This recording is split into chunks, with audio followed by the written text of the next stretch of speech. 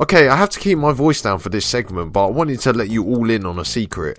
I'm enjoying this save more than I ever enjoyed the Burnley save. Why the fuck? No, I'm not lying at all. I mean, genuinely, I did enjoy the Burnley save. I mean, we did 4 seasons of it, but this Sunderland save has exceeded all my expectations. Probably explains why I only upload this series twice a week, but I mean, we're not going to get into our upload schedule now, because we could be here all day. The last episode saw us disappointingly draw Arsenal 2-2, who were the league leaders, and I say disappointingly because we were winning with only 3 minutes left.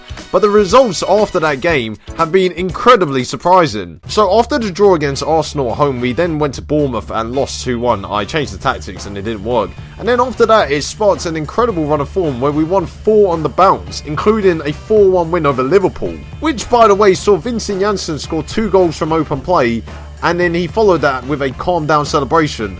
I mean, what a hero. But that was followed by a 3-2 win over Burnley after we bottled a 2-0 lead, and then a 3-1 home win against Derby where Vincent Janssen scored another 2 goals, and then a 2-0 home win against Southampton before we bottled a 2-0 lead at West Ham's ground to draw 2-2 in injury time. So all in all, it's actually been a very good month. Now, I've been waiting to show you this for quite a while now, and obviously that good run of form that we've had recently with all those wins and the draw at West Ham means we've shot up the table, and people are going to be shocked by this, but I've managed to take Sunderland into the top 4 of the Premier League. The only issue is that obviously there's not going to be a title challenge because I'm 13 points off Tottenham Hotspur, who are top of the league, but I'm only 3 points ahead of the teams below me, so I could end up dropping out of the top 4 after this next game against West Brom. And also, in the midst of all this, we've also made a signing in between this. And yeah, as you could probably guess, it is a free transfer, and I have signed him as a cover for the whole season. But yes, I am pleased to announce that we have a new number 2 at Sunderland, and Benoit Costil has joined us on a free transfer after his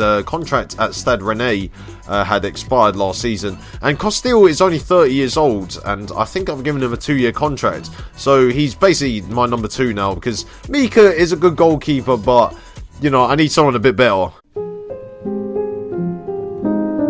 So the most unsurprising thing to happen this series is that England qualified for the 2018 World Cup by qualifying as group winners.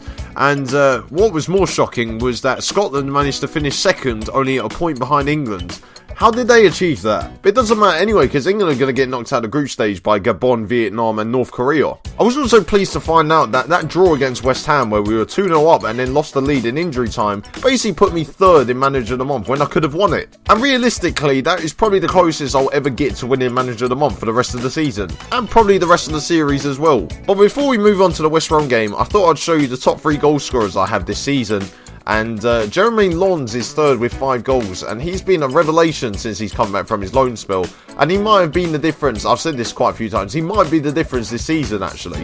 In 2nd place was our first signing, Andrea Polly, and he's got 6 goals this year, a lot of them from long range, which is very surprising seeing as he didn't score last season. And despite a little bit of criticism about signing Vincent Janssen, he is our top goal scorer this season with 7 goals, and he's got 2 braces recently, which has fired him up the goal scoring ranks. I mean, his first 2 goals were penalties, unsurprisingly. So we move on to the game against West Brom, and this is the team that I've picked, and I think I've accidentally stumbled across my strongest side and my strongest formation, so I'm not going to chop and change it and try and ruin this season because we're top 4. I mean, when has that ever happened with Burnley or any other save that I've done in Football Manager? And as you might see in the background, Jordan Pickford keeps his place in goal and the back 4 stays the same as last episode. Our midfield 3 this game is Rodrigo Battaglia playing ahead of the defence, with Fabian Delph and Andrea Polly playing in the central midfield positions, and the front 3 is Chori Castro on the left wing, Jermaine Lons on the right wing, and Vincent Janssen, our top goal scorer, playing up front by himself. But the bench looks like this, and Benoit Costil is straight onto there after signing for us on the free transfer, and Didier Ndong returns to the team after he was injured for a few weeks. But I've got a lot of attacking players on the bench, Januzaj and Ichimid Defoe, who I'm probably going to be selling soon because I can't fit him into the team. Yeah, I wanted to apologise in advance if it sounds like I have a cold. I mean, that's the effects of being this high up the table this early into the season. So we're taking on a West Brom side who are in the relegation zone, and they've only won once this season and drawn 5 and lost 8.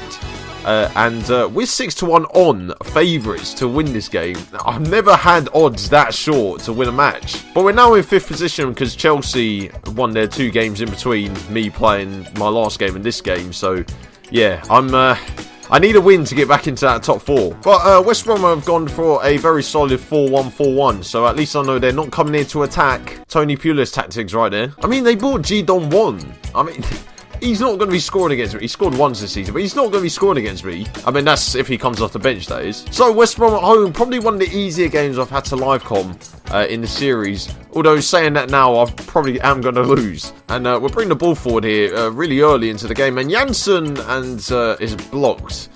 I've got a chance for Vincent Janssen when he inevitably scores this game. But obviously I'll have to save it until he scores. And it's come to Polly in the edge.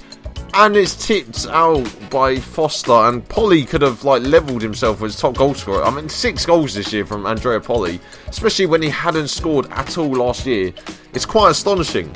And we have a free kick. And Chori puts it wide. Oh no. What are the stats saying so far? We've had 3 shots and 61% of the ball. That's good. That's good. But we need a goal pretty early. Or soon. And Kone is there to put us 1-0 up. Lamina Kone with his first goal of the season. And he beat Ben Foster to the ball there. And heads it in. And that sends us back up to 4th position in the league. And it's a great ball into the box by Oviedo. And Kone just getting there ahead of Foster. I mean, I don't know what Foster's actually doing. This has been a very drab game to live comp. You know, the last few games that I played have been really interesting. There's been so many highlights. And yet, this game has just been awful. I'm not playing on extended highlights. So how can we not get a single highlight all half? Except for the goal. And the 3 chances I had before that. Let's just move on. Yeah, don't get complacent out there. I mean, there's been a few times where we've lost the lead. West Ham in the last game. 2-0 up and managed to lose the lead in the last 15 minutes. So yeah, hopefully we don't bottle it because I mean, this should be a banker. This should be a home banker win, which for Sunderland very rarely comes around. And the highlights started with a ball in their box, but I have a feeling that's not how the highlight's going to end. I mean, West they're very structured in the way they're playing, but I doubt they're going to score from this. I mean, Chadley's in it. Chadley, I mean, what? Oh, that is absolute typical. They've had 2 shots and the second one decides to go in. Okay, I mean, it's a good finish, but still. How? And Vincent Janssen's not playing very well. I might have to sub him off. And Lawns is 2-1. I didn't expect that to go in. Jermaine Lawns with his 6th goal of the season. What a player. I wish I had him last season. I'm going to keep saying that every time he scores in the live com. But what a free kick. I mean, Ben Foster had no chance. Okay, well, Vincent Janssen hasn't scored, so we're going to take him off and bring on Jermaine Defoe. I mean, Jermaine Defoe, he's only really played off the bench this year. I've been too busy playing Vincent Janssen. But I think Jermaine Defoe will be leaving in January. He says that he's not happy with the lack of football he's been playing. And, I mean, there's a free header at the back post there. How are you giving him that much space? We'll bring the ball forward here again. And Andrea Polly, Brenne, I don't know why he's there. And then that's why he shouldn't be there. I mean, he's put it wide. Oh, there's a penalty. Is it handball? Oh, no, Lawns was pushed, apparently. Okay, well, I mean, I didn't see anything in that. And we've got a penalty.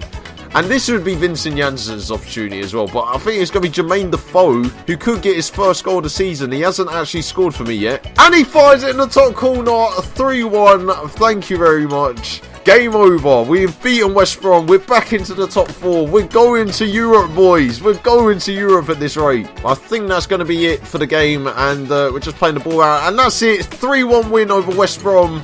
We've won again in the league. We're up to 4th. And maybe a title challenge is no, it's not. We're 10 points off top spot. We got no chance. We've drawn too many games this year. It doesn't matter anyway because we've got Man City away, Watford away, who I lost to last year, and Tottenham at home, who are 2nd in the league. Great.